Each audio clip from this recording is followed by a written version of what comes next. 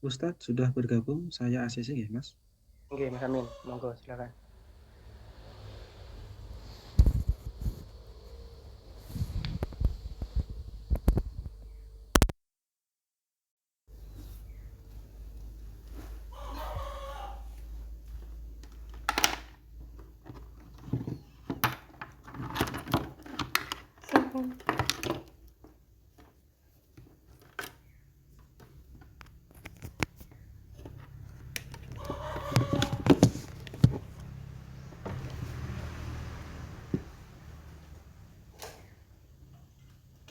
Assalamualaikum warahmatullahi wabarakatuh, Ustaz. Suaranya belum masuk, Ustaz.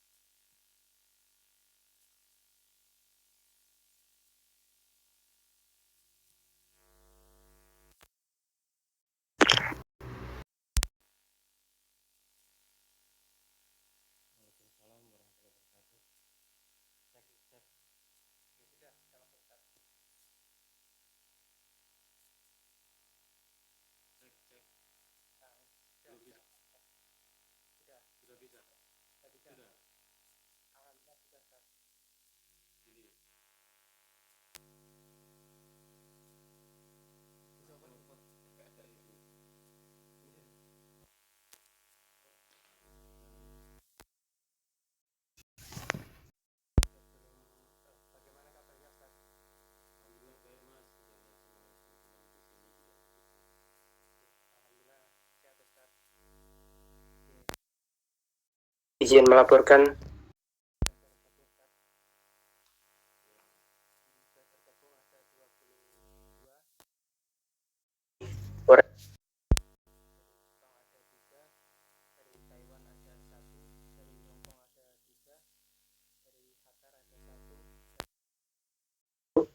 Dan selebihnya dari Indonesia, dan juga ada izin satu dari Mas Oleh yang di Jepang, Ustaz. Ada acara dari perusahaannya. Iya. Mudah-mudahan Allah mengampuni. Oke, amin. Oke, selanjutnya bisa dimulai, Ustaz. Baik, teman-teman semuanya, mari kita mulai. Bismillahirrahmanirrahim. Alhamdulillah, wassalatu wassalamu ala rasulillah. Salam dari Al-Ustadz untuk teman-teman semuanya. Waalaikumsalam warahmatullahi wabarakatuh. Pertanyaan yang belum selesai minggu lalu, silakan. Ya, Ustaz, ada satu pertanyaan. Assalamualaikum, Ustaz. Waalaikumsalam warahmatullahi wabarakatuh. Dengki itu muncul dari dalam hati. Hati itu ciptaan Allah. Apakah semua orang punya sifat dengki? Bagaimana cara mengendalikan dengki itu, Ustaz? Iya, betul. Dengki itu ada di dalam hati. Nah, hati itu yang menguasai Allah. Pertanyaan, apakah semua orang punya sifat dengki? Saya kira ya. Saya kira ya. Cuma Islam kan mengatur, sudah memberitahu dulu mana yang baik dan mana yang buruk, kemudian menghasung untuk menguatkan yang baik, ya, kemudian menghindari yang buruk, kan itu semua gitu loh, kecenderungannya ke sana kan itu. Yaitu juga dari skala pribadi, amar ma'ruf nahi mungkarnya juga ada di situ itu. Artinya yang ma'ruf, yang baik itu kemudian ditumbuh syukurkan, digalakkan, dibudidayakan, sedangkan yang buruk itu ya dihindari, dikurangi, dihilangkan, kan gitu. Nah, kalau kita bicara tentang dengki, karena tadi dikatakan penyakit hati itu sendiri yang menguasai Allah, ya artinya untuk membersihkan hati kita itu kita harus kembali kepada Allah, Ya, untuk menghilangi dengki itu sendiri kembalinya kepada tauhid. Tidak bisa kalau tidak dengan tauhid gitu loh. Nah, kok dengan tauhid seperti apa? Ya nanti kita lihat gitu.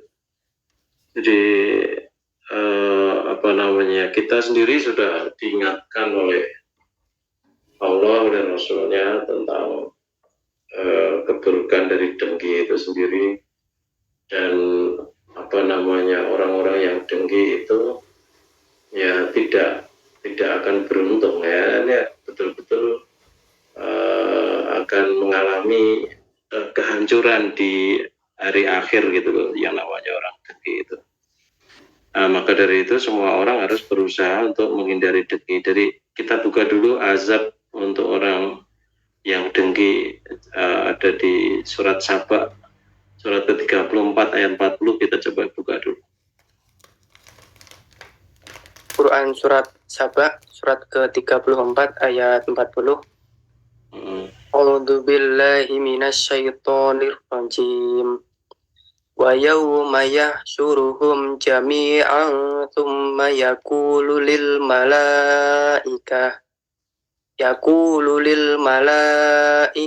ahaula'i iyyakum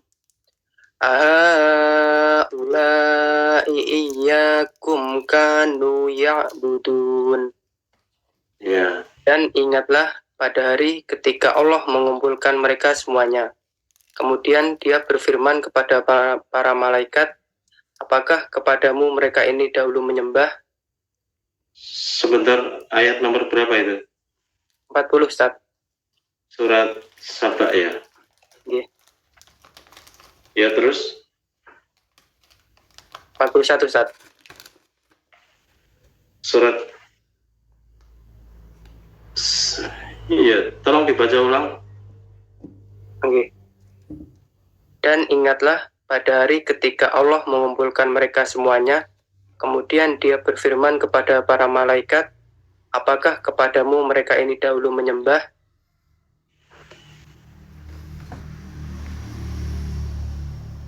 Iya. Salah ayat kalau begitu. Kacamata saya di mana?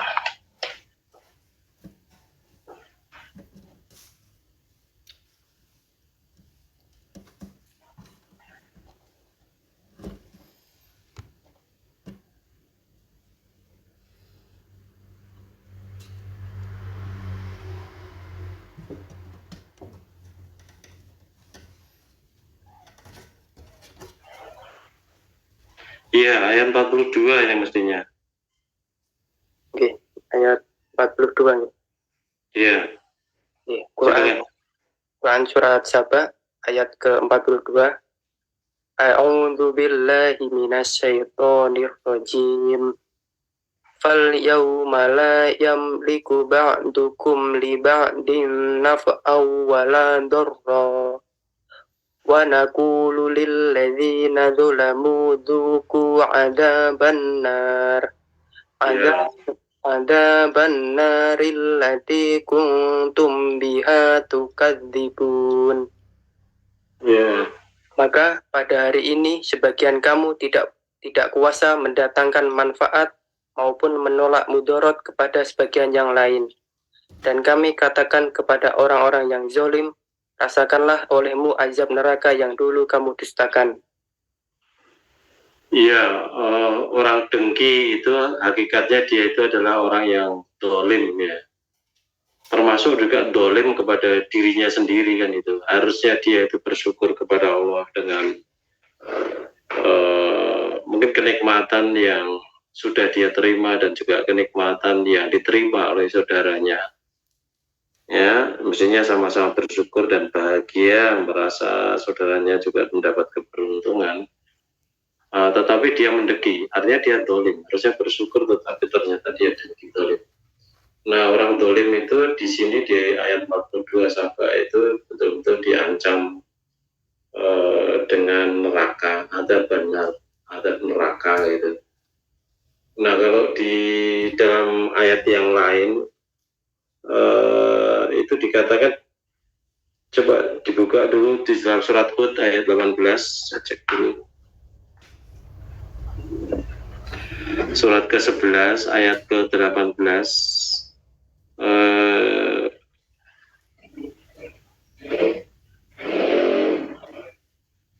Ayat ke-18 ya. Quran surat Hud, surat ke-11 ayat 18. Ya, di situ Allah itu betul-betul melaknat orang-orang yang dolim, termasuk kepada orang yang dengki tadi kan itu. Silakan. A'udzu billahi minasyaitonir rajim. Wa man adzlamu mimman iftara 'alallahi kadziba. Ulaika yu'raduna 'ala rabbihim wa yaqulul ashhadu haula'il ladzina kadzabu 'ala rabbihim ala la'natullahi 'alal dzalimin. Dan siapakah yang lebih zalim daripada orang yang mengada-adakan suatu kebohongan terhadap Allah? Mereka itu akan dihadapkan kepada Tuhan mereka, dan para saksi akan berkata, orang-orang inilah yang telah berbohong terhadap Tuhan mereka.